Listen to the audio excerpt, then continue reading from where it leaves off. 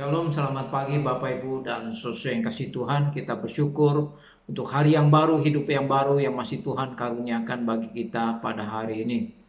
Jika kita boleh memasuki hari ini semuanya karena anugerah Tuhan dan kasih Tuhan bagi kita. Untuk memasuki hari ini, hari Rabu tanggal 30 Juni 2021, saya ingin mengajak kita bersama-sama merenungkan satu bagian firman Tuhan yang diambil dari Injil Matius pasal yang ke-22 ayat yang ke-23 sampai ayat yang ke-33.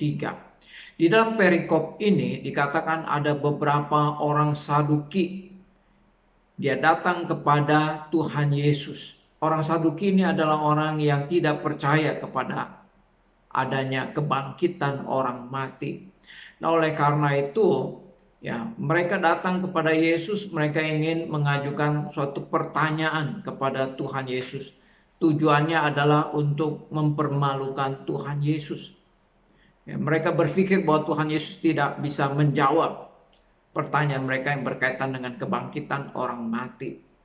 Nah, kemudian ketika mereka berjumpa dengan Yesus, maka orang-orang Saduki ini bertanya, menurut Musa, jika ada seorang laki-laki menikah dengan seorang wanita, kemudian suaminya ini meninggal dan tidak mempunyai anak, maka adiknya ya itu berkewajiban untuk menikahi kakak iparnya.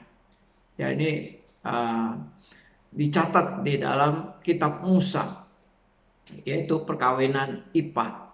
Nah, karena itu orang-orang Saduki datang kepada Yesus dan mereka bertanya kepada Yesus, jikalau ada 7 orang bersaudara, ya, ketika yang pertama sudah meninggal, maka yang kedua akan menikahi kakak iparnya, janda yang ditinggalkan oleh suaminya itu. Nah, demikian yang kedua, ketiga sampai yang ketujuh menikahi wanita itu dan semuanya meninggal. Nah, kemudian orang Saduki ini bertanya kepada Yesus, pada waktu kebangkitan nanti siapakah yang akan menjadi suami daripada wanita tersebut? Karena semuanya telah beristrikan dia. Mereka berpikir bahwa Tuhan Yesus tidak bisa menjawab pertanyaan mereka ini. Kemudian Tuhan Yesus mengatakan, kamu sesat. Tuhan Yesus menyebut bahwa orang-orang Saduki itu adalah orang-orang yang sesat. Mereka adalah orang-orang yang tidak mengerti akan kitab suci dan tidak mengerti kuasa Allah. Kemudian Tuhan Yesus mengatakan di sini bahwa pada waktu kebangkitan itu tidak ada lagi yang namanya kawin mengawinkan. Tidak ada lagi yang namanya kawin mengawinkan. Karena semua orang yang bangkit itu akan hidup seperti malaikat. Nah, apa maksudnya bahwa orang yang sudah bangkit itu akan hidup seperti malaikat? Nah, di sini saya ingin menjelaskan Bapak Ibu dan Saudara yang dikasihi Tuhan, bahwa malaikat adalah makhluk roh. Ya, kemudian manusia ini makhluk yang terdiri dari tubuh dan roh. Kemudian ya, di bawah manusia itu ada yang namanya binatang. Binatang adalah hanya memiliki tubuh, tidak memiliki roh. Nah, ini perbedaan antara malaikat, manusia, dan binatang. Malaikat adalah makhluk roh, tidak memiliki tubuh jasmani seperti manusia. Nah, oleh karena itu malaikat tidak kawin mengawinkan. Ya, binatang adalah memiliki tubuh jasmani tetapi tidak memiliki roh. Nah, oleh karena itu binatang ya, dia bisa kawin mengawinkan, bisa beranak pinak, tetapi binatang bukan makhluk roh, sehingga binatang tidak ada yang mencari Allah, menyembah Allah, beribadah kepada Allah karena binatang tidak memiliki roh. Manusia memiliki roh dan juga memiliki tubuh. Oleh karena itu, ya, manusia selama dia hidup di dalam dunia ini, dia akan beranak pinak. Ya, dia akan kawin mengawinkan karena dia memiliki tubuh jasmani. Dan manusia juga adalah makhluk roh karena manusia memiliki roh di dalam tubuhnya. Ya, oleh karena itu manusia bisa beribadah kepada Tuhan, bisa menyembah Tuhan, mencari Tuhan, karena manusia adalah makhluk yang memiliki roh. Nah, berbeda dengan malaikat. Malaikat adalah makhluk roh yang tidak kawin dan mengawinkan, karena malaikat tidak mempunyai tubuh jasmani seperti manusia. Nah, Tuhan Yesus menjelaskan bahwa pada waktu manusia dibangkitkan, maka manusia akan hidup seperti malaikat. Artinya akan diberikan tubuh kemuliaan, tubuh kebangkitan, tidak sama dengan tubuh yang ada pada kita pada saat ini. Karena daging kita, tubuh kita adalah fana sementara, akan kembali menjadi tanah. Tetapi tubuh kebangkitan itu adalah tubuh yang kekal.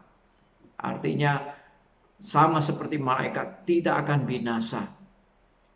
Karena malaikat adalah makhluk roh. Nah, oleh karena itu Tuhan Yesus di sini menegur orang-orang Saduki, menyebut mereka adalah orang-orang yang sesat, orang-orang yang tidak mengerti kitab suci. Mereka berpikir bahwa dengan pertanyaan yang mereka ajukan, Tuhan Yesus tidak dapat menjawab pertanyaan mereka. Tetapi justru melalui pertanyaan itu Tuhan Yesus menegaskan bahwa pendapat mereka tentang tidak adanya kebangkitan itu adalah salah. Karena di ayat berikutnya Tuhan Yesus mengatakan, ya, mengambil dari kitab Musa, bahwa waktu Allah menampakkan diri kepada Musa, Allah memperkenalkan dirinya sebagai akulah Allah Abraham, Allah Ishak dan Allah Yakub.